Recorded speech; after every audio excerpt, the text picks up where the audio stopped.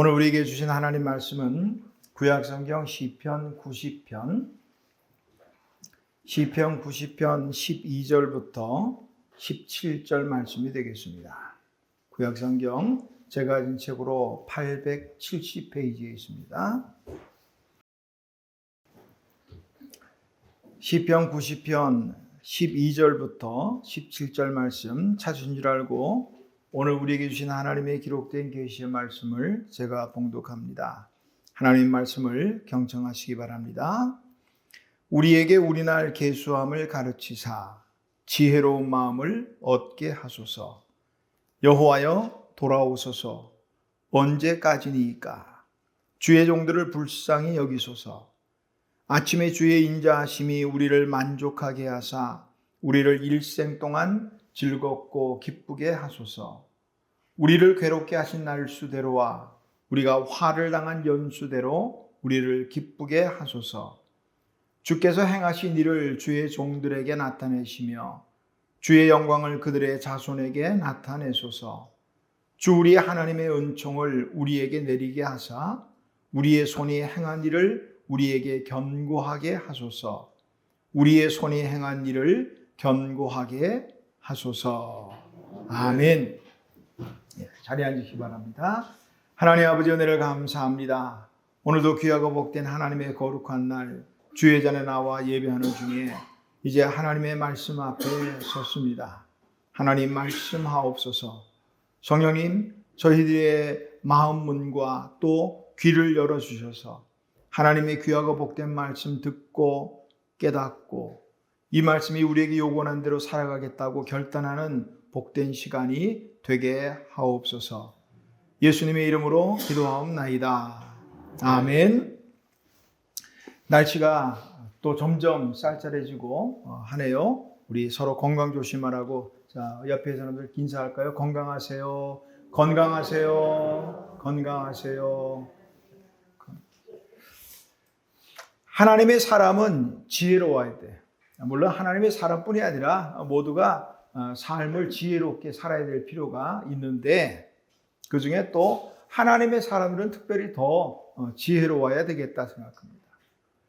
요즘같이 지식이 고도로 이 발달한 시대에 우리에게 맡겨진 이 사명, 땅끝까지 이르러 내 증인이 되라. 이 사명을 감당하기 위해서는요, 지혜가 필요해요.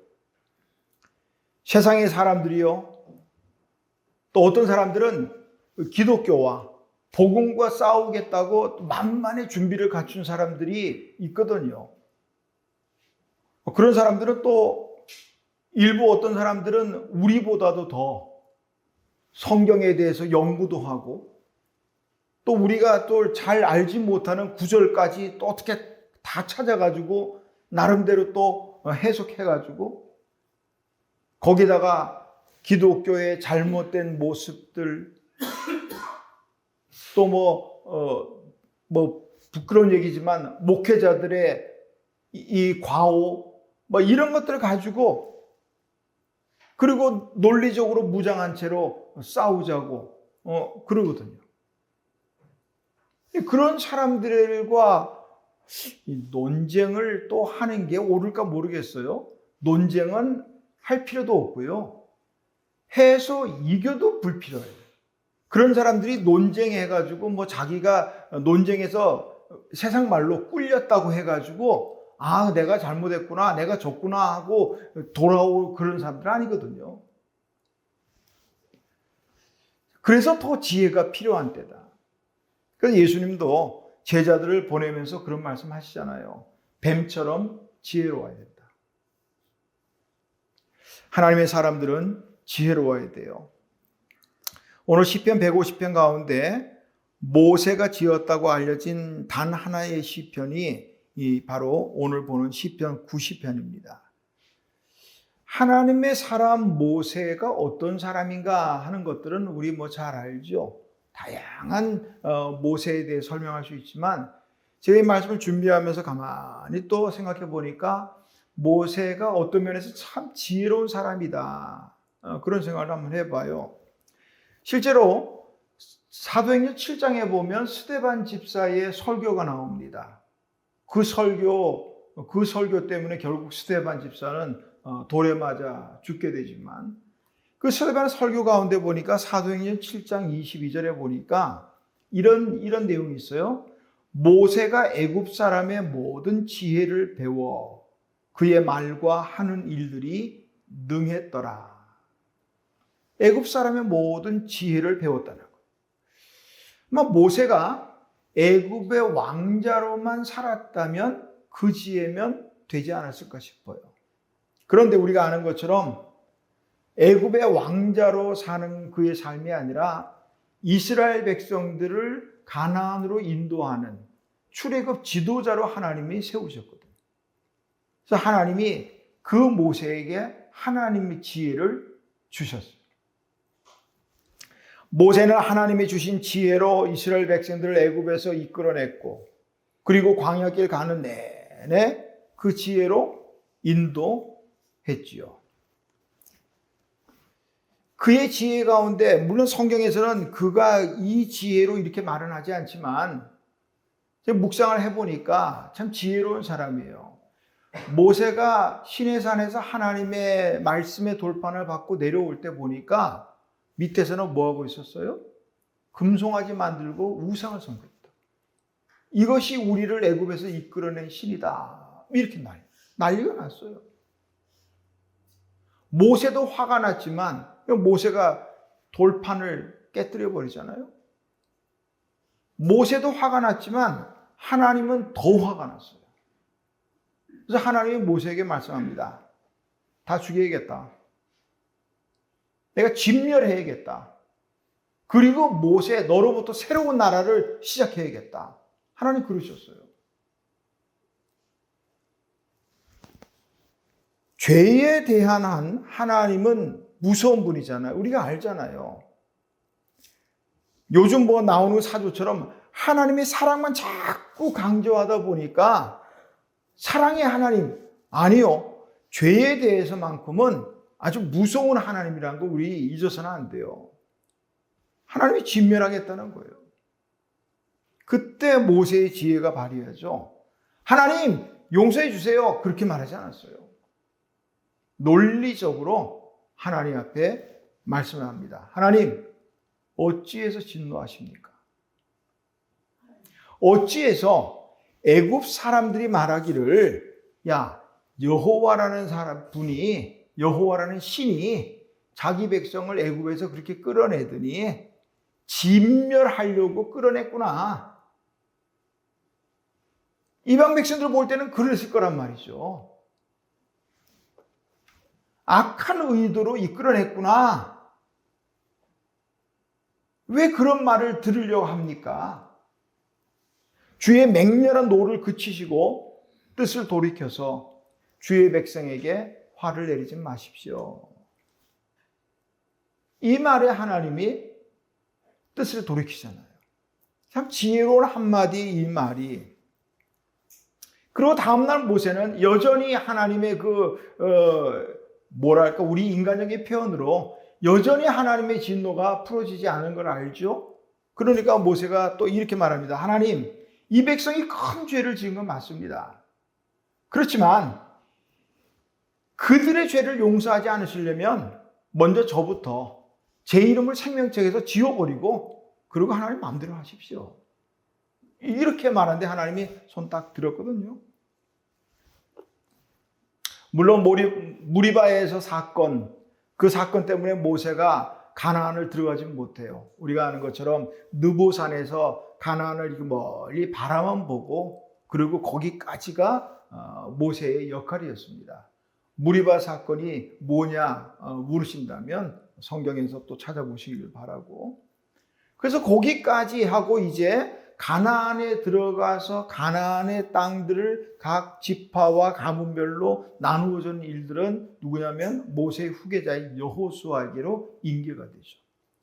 이 여호수아는 또 어떤 사람이냐? 신명기 34장 9절에 보니까 모세가 눈의 아들 여호수아에게 안수하였으므로 그에게 지혜의 영이 충만하니. 하나님의 일을 함에 있어서 지혜가 있어야 된다. 여호수아에게 안수했더니 지혜의 영이 충만해서 그가 그 역할을 잘 감당했다. 이런 말씀이죠. 인생에 많은 우여곡절을 겪은 그런 사람들에 대해서 우리가 쉬운 말로 그렇게 산전수전 다 겪었다. 요즘 또 웃자고 하는 말은 산전수전에 공중전까지 겪었다. 그런 말도 합니다만은 오늘 이 시편의 저자인 모세야말로 그야말로 산전수전 다 겪은 사람이에요.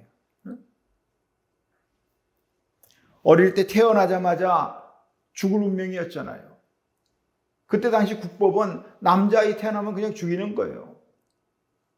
그런데 그 어머니가 몰래 키우다 석 달 만에 더 이상 어떻게 할 수 없으니까 나일강에 버려버립니다. 그런 거를 목욕하러 나왔던 바로의 공주가 그걸 발견하고는 자기의 아들 왕자 삼았죠. 어떻게 보면은 잘 됐다고 할 수도 있겠죠. 졸지에 왕자가 됐으니까. 그러다가 졸지에 어느 날 갑자기 살인자가 돼서 미디안에 가서 이제는 양치기로 또 삶을 삽니다. 양치기로 살던 어느 날 또 하나님이 그를 출애굽의 지도자로 부르시고 처음에는 완강하게 거절했지만 결국 순종하고 출애굽 지도자로 이스라엘 백성들을 이끌고 나오는데 그 광야길의 그 40년의 그 여정이 얼마나 힘들고 어려웠는지 오죽하면 그런 말도 하잖아요. 하나님 이 백성 내가 낳았습니까? 얼마나 힘들면. 인생의 단맛 쓴맛 다 본 모세는 죽음을 보지 않고 우리가 알 수 없어요. 모세는 죽었다는 기록은 없어요. 물론 성경에서 그가 120세에 마쳤다고 하지만 그런 느보산에서 바라만 보고 그 생을 마쳤으니까. 근데 그때까지만 해도 그의 눈이 흐리지 않고 기력이 쇠하지 않았다. 그러니까 아마 하나님께서 그를 가나안까지도 들어가게 하시고 했더라면 더 많은 세월들을 살지 않았을까 그런 생각을 해봅니다. 그러나 이제 모세는 무리바 사건 때문에 거기까지. 그 모세가 오늘 이 시편을 통해서 우리에게 하는 말 어떤 권면을 할까? 제가 이 말씀 속에서 오늘 준비한 건 그거예요. 지혜롭게 살아야 한다. 오늘 12절에도 나오죠. 우리에게 우리날 계수함을 가르치사 지혜로운 마음을 듣게 하소서. 인생은 연습이 없다 그러잖아요. 만약에 우리가 또 한 번 할 수 있다면 까짓 거 한 번 전에 전생에서 실수했던 부분, 잘못된 부분들은 이제는 그렇게 안 해야지 할 수 있겠지만 그럴 수 없다는 말이에요. 그러니까 정말 인생을 지혜롭게 살아야겠는데 그럼 지혜롭게 산다는 것이 뭘까? 지혜로운 인생은 어떤 인생이냐 하는 것을 오늘 말씀 속에서 살펴보려고 합니다. 오늘 모세는 10절에서 이렇게 말하죠. 우리의 연수가 70이요 강건하면 80이다. 이 시편 90편의 이 말씀은 우리가 주로 장례 예배나 아니면은 추모 예배 이럴 때 자주 사용됐던 말씀이지만 꼭 그런 건 아니겠어요. 인생의 말년, 황혼 거기에 맞는 말이냐? 아니요. 지혜로운 인생은요. 미리미리 우리 인생의 황혼 때에 이 말씀을 마음에 둘 게 아니라 아침에 젊을 때 그때 이 말씀을 마음에 두어야 되겠어요. 며칠 전에 KB금융연구소가요. 25세에서 69세까지 남녀 2,000명을 대상으로 조사를 했대요. 한국 사람들은 몇 살 때 자기가 늙었다고 생각을 할까? 우리 가운데 이제 연령층이 다양하지만 혹시 내가 이제 나이가 들었구나. 언제부터 그럴까요? 조사한 바에 의하면 한국 사람들은 평균 47살 때 내가 나이가 들어가는구나 이걸 느낀다는 거예요. 47살. 혹시 47 저기 앉아 있네? 47살. 우리 교회가 지금 47살 됐네? 그때부터 이제 늙어간다. 근데 재밌는 게요. 20대나 30대 나이에는요, 자기가 나이를 더 들었다고 느낀다는 거예요. 20대나 30대는 자기 나이보다 더 들었다고 느낀다는 거예요.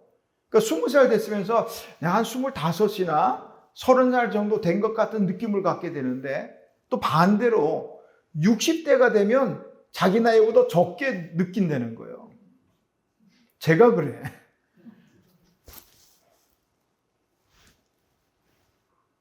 지금 이 나이 60대가 되는 넘어가니까요. 옛날 같으면 한 50 정도밖에 안 되지 않았을까?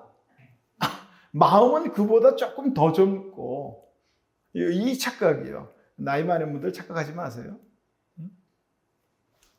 근데 40대, 50대, 그 47대는 자기 나이 본다는 거야. 내가 그 정도 됐다. 이렇게 느껴진다.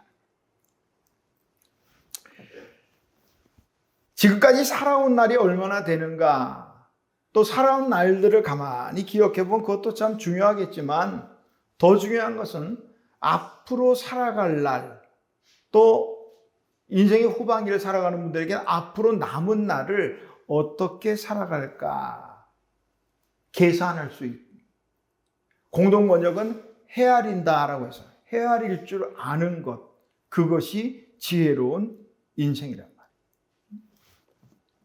지혜로운 사람은 자기의 날수를 헤아릴 줄 아는 사람. 헤아린다는 건 뭐예요? 근데 우리가 내가 남은 날을 어떻게 할 수 있어요? 당장 오늘이 마지막 날이 될지, 아니면 10년 뒤가 될지 알 수 없는 일인데, 헤아린다는 말이 의미하는 건 뭐냐면 내 인생이, 또 인생이 얼마나 유한하고 얼마나 허무한가 하는 것들을 깨달으라는 거예요. 어리석은 사람은요, 천년만년 살 것처럼 생각하고 살아요.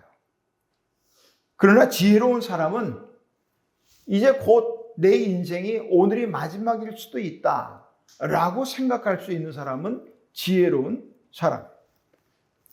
인생이 요즘 100세 시대에 산다고 하니까 우리가 인생이 다소 여유 있는 것처럼 느껴지지만, 오늘 모세를 통해서 120까지 살아온 이 모세를 통해서 인생이 어떤가, 모세는 여러 가지로 인생을 표현하고 있는데요. 먼저 3절에 보니까 주께서 사람을 티끌로 돌아가게 하시고, 뭐의 인생이요? 티끌이 티끌. 옛날에, 요즘은 대부분 화장들을 하니까, 예전에 매장을 할 때 이 목회자들이 장례를 하관할 때 그렇게 하죠. 흙을 뿌리면서 인생은 흙이니 흙으로 돌아가라. 그렇게 했다. 인생이 티끌이에요. 별것 아니에요. 티끌 같은 존재라는 거예요. 4절, 주의 목전에는 천년이 지나간 어제 같으며 밤의 한순간 같을 뿐이니이다. 인생이 뭐예요? 밤의 한순간 같다는 거예요. 우리 잠자리에 들고, 어떤 분은 잠도 들기가 힘든 분도 있겠지만 눈 떠보니까 밤이 지나갔단 말이에요. 그거의 인생이. 5절, 6절은 뭐예요? 인생이? 그들은 잠깐 자는 것 같으며 아침에 돋는 풀 같으니이다. 풀은 아침에 꽃이 피어 자라다가 저녁에는 시들어 마르나이다. 인생이 뭐예요? 하루살이 풀과 같은 존재라는 거예요. 아침에 피었다가 저녁에 지는 거예요. 이게 인생이라는 거예요. 9절입니다. 우리의 모든 날이 주의 분노 중에 지나가며 우리의 평생이 순식간에, 인생이요? 별거 없어요. 순식간에 지나간다는 거예요. 어떤 분들은 그런 말들 하도, 인생은 그 속도가 나이에 맞는다면 10대는 10km 가고 20대는 20km 가고 70대는 70km 간, 엄청 빠르다는 거예요. 10절입니다. 우리의 연수가 70이요 강건하면 80이라도 그 연수의 자랑은 수고와 슬픔뿐이 신속히 가니 우리가 날아가나이다. 신속히 날아가는 인생이 그거예요. 공동번역 보니까 날아가듯이 덧없이 사라지는, 인생이 날아가는 것처럼 덧없이 사라지는 존재, 그게 인생이란 말이에요. 이 짧은 인생을, 순식간에 지나가는 인생을, 하루살이 풀과 같은 인생을 어떻게 살 것인가? 지혜롭게 살아야 된다. 성경에 나오는 구절 가운데 보면 메네 데겔 우 바르신, 어디서 나오는지 아시죠? 다니엘서에 보면은 바벨론의 왕인 벨사살 왕이요, 벨사살은 참 어리석은 사람이에요. 그 아버지 느부갓네살이 하나님의 진노를 받아서 들짐승처럼 그렇게 살았다고. 그런데 그 아버지의 그 심판의 모습을 보면서도 어리석게 행동했어요. 한 번은 1000명의 이 귀인들을 다 모아놓고 잔치를 벌였어요. 그러면서 하나님의 예루살렘에서 탈취해온 예루살렘 하나님의 성전의 그릇들, 금, 은, 이 그릇들을 가지고 술잔을 만들었어요. 건배, 뭐 그 나라는 뭘로 했는지 모르겠어요. 건배하고 술 먹고 술 취했다. 하나님을 모욕하는 행위죠. 하나님의 성전에 쓰인 거룩한 이 성물들을 가지고 술잔을 해버렸다는 거예요. 잔치가 한창 무르익을 때 갑자기 손가락들이 나타나서 왕궁 벽에다가 글씨를 쓰기 시작합니다. 그 글씨의 내용이 메네 데겔 우 바르시느라. 벨사살이 깜짝 놀랐죠. 다리가 사시나무 떨듯이 떨리고요, 간담이 녹아버려요. 다니엘이 그 글을 해석해 줍니다. 메네라는 말은 무슨 말인가? 하나님이 세신다 하는 뜻으로 하나님의 벨사살의 수명을 세보니까 끝났다는 거예요. 데겔이 무게를 뜻하는 말로 하나님의 벨사살을 달아보니 함량 미달이라는 거예요. 중량 미달이라는 거예요. 부족했다는 거예요. 베레스, 우바르신에 해당한 베레스라는 말은 조각이라는 뜻인데 바벨론을 나누어서 메대와 바사로 나누겠다는 거예요. 자신의 날수를 계산하지 못하니까 하나님이 세시는 거예요. 그날 밤 벨사살은 죽음을 맞이합니다. 이 사건을 통해서 성경이 우리에게 말해주는 건 뭐예요? 하나님은 우리의 모든 삶을 세고 계시다는 거예요. 저울에 달아보고 계시다는 거예요.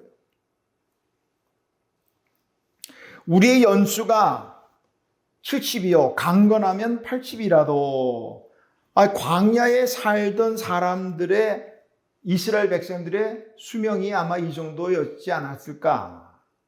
애굽에서 나온 사람들을 민수기에 보면은 20세 이상으로 전쟁에 나갈 만한 사람으로 셌거든요. 근데 위의 나이는 언제인지 알 수 없어요. 20세 이상.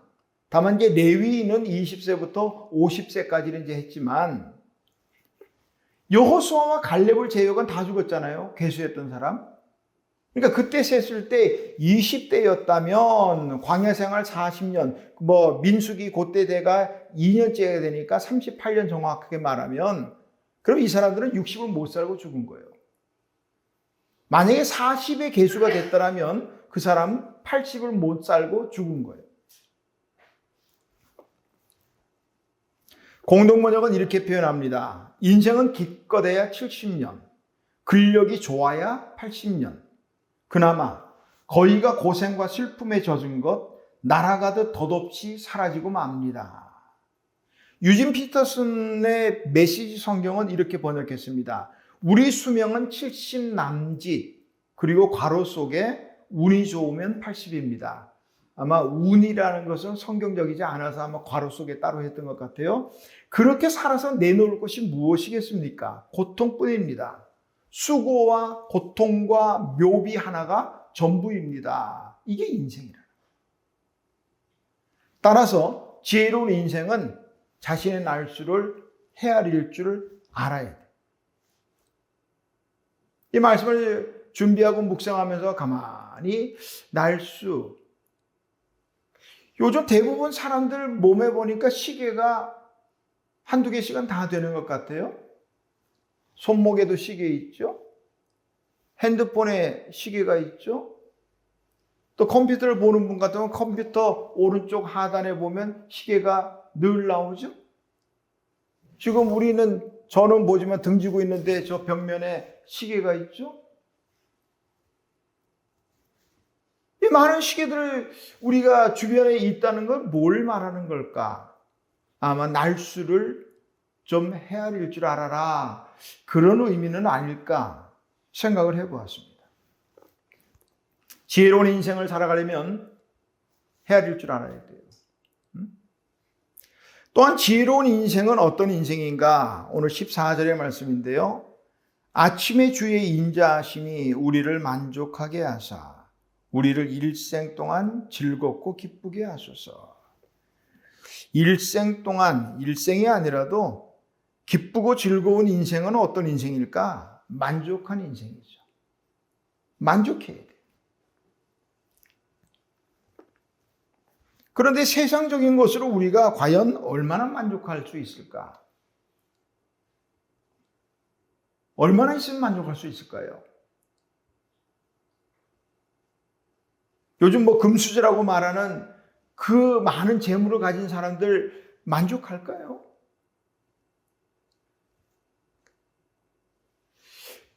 명예나 권세, 우리나라 이 체제로 볼 때 대통령만큼 높은 사람이 없잖아요. 대통령은 만족할까요? 난 모르겠어요. 우리 어릴 때만 해도 이 나이가 좀 들어가니까 자꾸 옛날 얘기가 나오는데 어릴 때만 해도요. 남자 사내들한테는 너 커서 뭐가 될까요? 그러면 대통령 안 하면 혼났다고. 대통령 되지도 않을까? 대통령은 한 명인데 왜 이렇게 대통령 될 사람이 많아? 딴 거 말하면은 혼났어. 남자 새끼가 이 꿈이 그게 뭐야? 아마 혼났다고. 대통령 되면 과연 만족할까? 그 20%밖에 안 되는 인기, 그거 만족할 수 있을까 모르겠어요. 오늘 하나님 사람들, 지혜로운 사람들은 뭘로 만족해야 되는가? 아침의 주의 인자하심이 우리를 만족하게 하사. 간단하게요. 하나님으로 만족할 수 있어야 된다. 우리 인사할까요? 하나님으로 만족합시다. 하나님으로 만족합시다. 우리 사실 따지고 보면 부족한 거 투성이잖아요. 인생 자체가 부족한 거, 결핍의 존재라고 그랬거든요. 그래도 하나님 그분 생각하면 만족하지. 자주 우리가 알고 있는 얘기고 말씀드린 거지만 우리 이 땅에 올 때 가지고 온 게 뭐가 있어요? 이 맨주먹 알몸으로 왔잖아요. 하나님으로 만족해야 되겠다. 오늘 보니까 아침에라고 했네. 아침에 아마도 이 모세는 자신의 그 10절의 말씀처럼 인생의 연수가 70이고 강건하면 80이라도 수고와 슬픔뿐이라. 자기 인생을 가만히 살펴보니까 수고와 슬픔, 고통의 시간, 저녁 같은 그런 어두운, 그렇지 않을까. 그런데 이제 아침에라고 말해요. 만족함이 없으니까 늘 어두운 삶, 저녁 같은 삶을 살았는데 만족한 인생은 아침 같은 삶을 살게 되니까 기쁘고 즐겁게 되더라.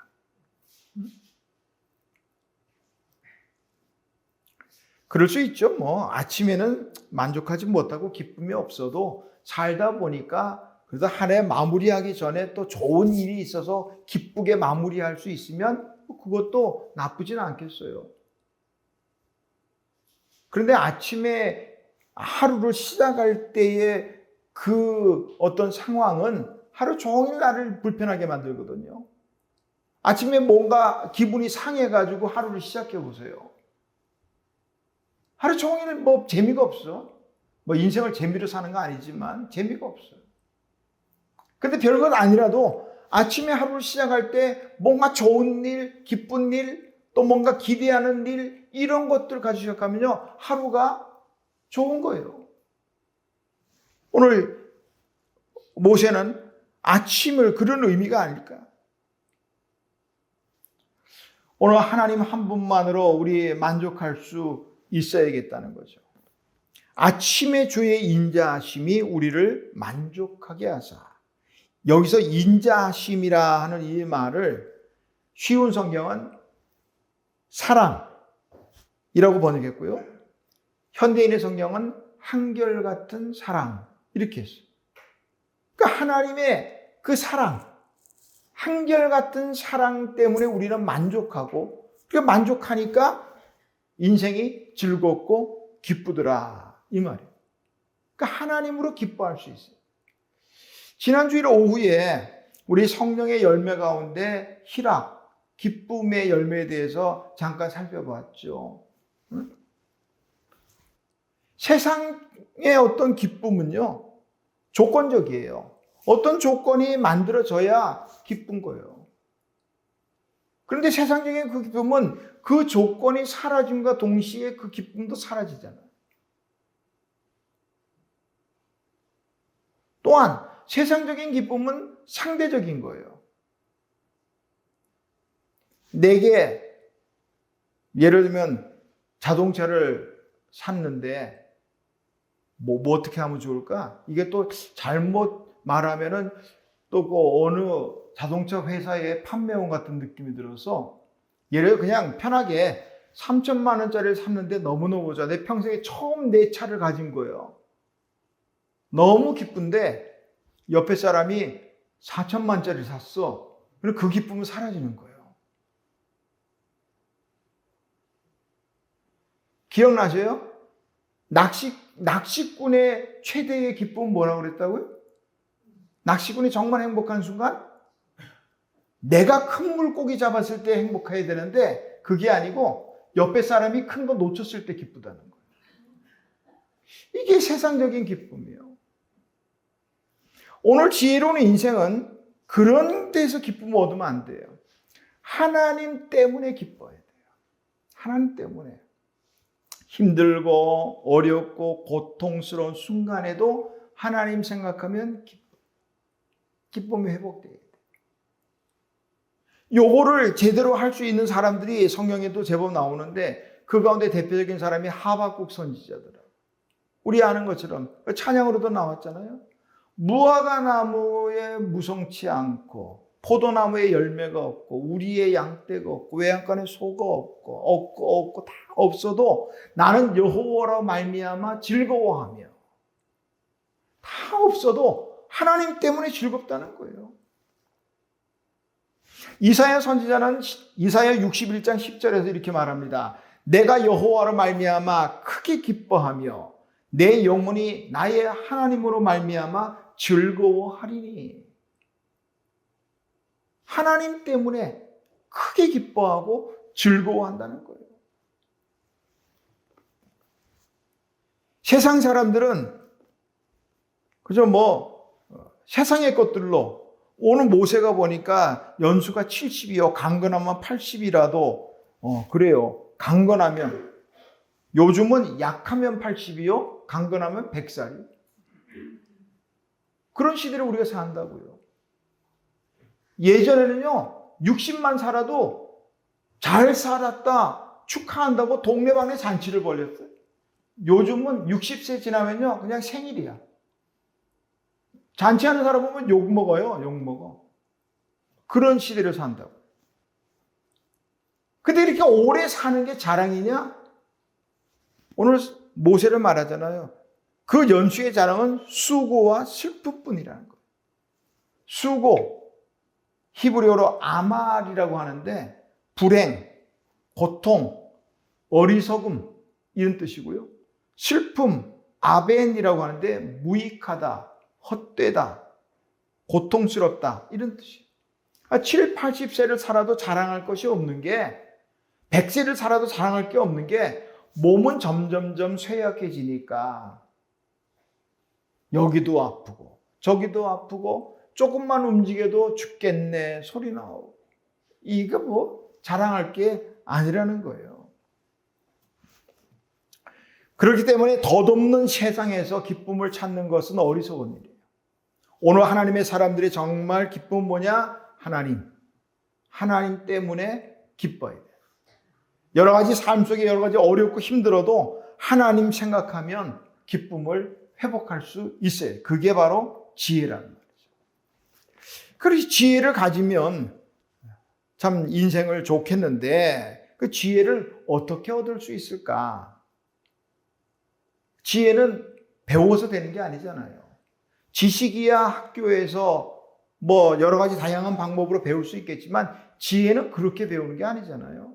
지혜는 어떻게 얻어지는가? 오늘 지혜의 왕이라고 하는 솔로몬을 통해서 보면 알 수 있어요. 솔로몬이 하나님 앞에 1000번의 제사를 드렸습니다. 제물을 드려서 하나님이 그 밤에 나타나셨어요.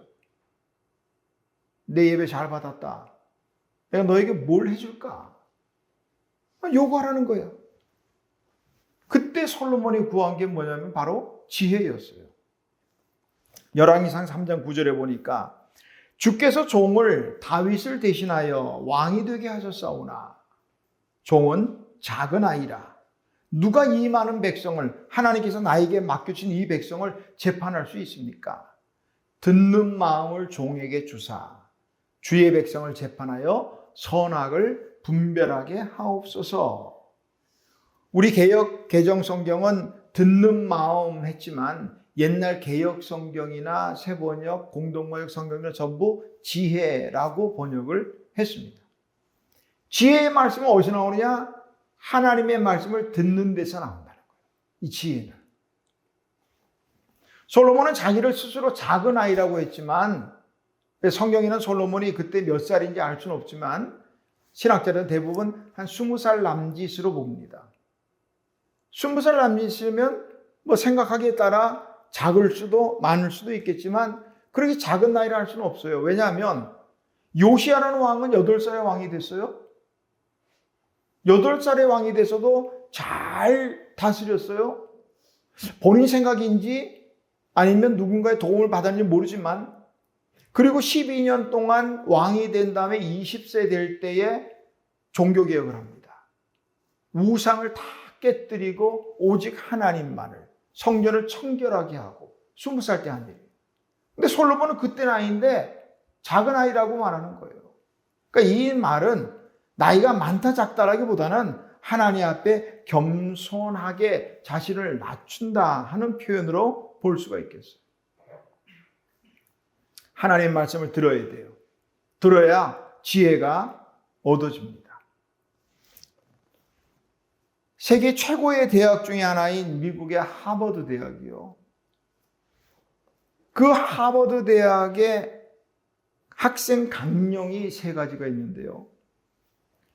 이 하버드 대학이 1646년에, 그러니까 지금부터 약 400년 전이죠. 380년 전인데 그때 세워진 강령이 있어요. 3가지인데 첫 번째, 모든 학생은 자신의 삶과 학업의 주된 목적이 영생이신 하나님과 예수 그리스도를 아는 데 있음을 명심해야 한다.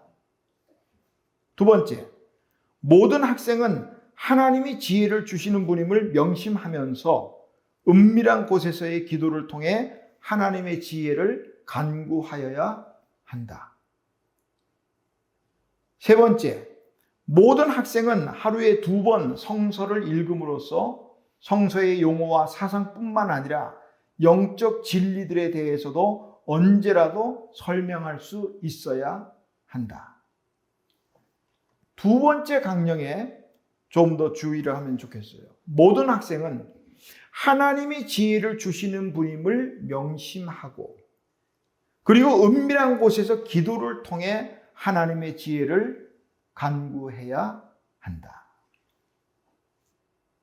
이게 세계 최고의 대학 중에 하나인 하버드 대학의 학생 강령입니다. 지혜는 하나님께 있다는 거예요.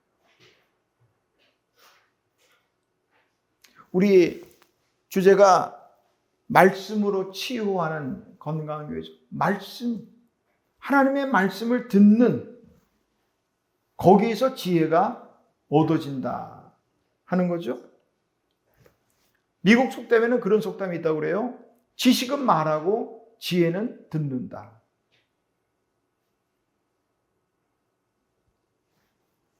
듣는 것은요, 신앙의 어쩌면 기본이에요. 사무엘상 15장 22절을 보니까 순종이 제사보다 낫고 듣는 것이 순양의 기름보다 낫다고 했고요. 전도서 5장 1절에 보니까 가까이 하여 말씀을 듣는 것이 우매자의 제사를 드리는 것보다 낫다. 하나님의 말씀을 듣는 것, 이것이 제사보다 낫다. 이 말을 하고 있고요. 제사뿐이 아니에요. 믿음도 마찬가지. 로마서 10장 17절에 보니까 믿음은 들음에서 나며 들어야 믿음도 생기고요. 요한복음 5장 24절에 보니까 주님의 말씀입니다. 내 말을 듣고 또 나 보내신 이를 믿는 자는 영생을 얻었고, 내 말을 듣고 들어야 믿음도 생기고 듣고 믿어야 구원과 영생을 얻는다는 거예요. 나이 들어가면 그런 말씀들 하셔요. 목사님 말씀 들을 때는 은혜가 되고 좋은데 돌아서면 잊어버려. 예, 괜찮아요. 돌아서 잊어버려도 괜찮아요. 그래도 들어야 됩니다. 그래도 들어야 돼요. 듣고 잊어버려요. 예, 또 들으세요. 그래, 그게 지혜라는 거예요. 지혜로운 인생이 아름다워요. 그냥 저 어리석은 질문을 한다면 지혜로운 사람이 아름답습니까? 어리석은 사람이 아름답습니까? 물어본다면 너무 어려운 질문일까요? 지혜로운 사람이 아름다워요. 자, 오늘 17절 말 좀 보세요. 주 우리 하나님의 은총을 우리에게 내리게 하사 우리의 손이 행한 일을 우리에게 견고하게 하소서. 우리의 손이 행한 일을 견고하게 하소서. 여기 보니까 은총이란 단어의 앞에 1 작은 가로로 1번 해놨네요. 그 1번이 뭔가 밑에 내려갔더니 아름다움이 이렇게 돼요. 은총은, 여기서 말하는 은총은 우리가 생각하는 은총, 은혜 이런 말이 아니라 아름답다는 의미로 사용될 수 있다는 말이에요. 은총으로 번역된 노암이라 하는 이 말은 아름답다, 즐겁다 이런 뜻을 포함하고 있어요. 어떤 인생이 아름다우냐? 인생의 날수를 헤아릴 줄 아는 사람, 그 인생이 아름답다는 거예요. 그저 막 천년 만년 살 것처럼 언제 될지 모르니까 오늘 먹고 즐기자, 이런 인생은 아름답지 않아요. 내 날수를 헤아릴 줄 아는 인생이 아름다운 거예요. 세상적인 더덥고 헛된 것들 때문에 기뻐하는 것이 아니라 하나님 한 분만으로 만족하고 기뻐할 줄 아는 인생, 그런 인생을 보면 아름다워요. 우리 그렇잖아요. 하나님의 사람들이 하나님 때문에 기뻐하지 않고 그저 또 세상적인 조그마한 것 때문에 기뻐하는 거 보면 마음이 즐겁습니까? 즐겁다면 그 이상한 거예요. 하나님의 말씀을 들음으로 지혜롭게 또 내 날수를 계산하면서 이 남은 날수를 보다 귀하고 가치 있게 또 하나님을 기쁘시게 하며 살아가시는 우리 한 주간 되시기를 주님의 이름으로 축원합니다. 하나님 아버지 은혜를 감사합니다. 오늘 우리 인생을 살아왔고 또 앞으로 살아갈 텐데 내 남은 날이 얼마나 되는지 헤아릴 줄 아는 지혜를 하나님 주시고 그 남은 날을 정말 귀하고 가치 있게 또 하나님을 기쁘시게 하며 살아가는 아름다운 우리 삶이 될 수 있도록 은혜를 베풀어 주옵소서. 혹시라도 무심코 넘겨버린 하루하루 시간들이 있다면 이제는 우리에게 지혜를 주셔서 세월을 아끼며 살아갈 수 있도록 은혜를 베풀어 주옵소서. 예수님의 이름으로 기도하옵나이다. 아멘.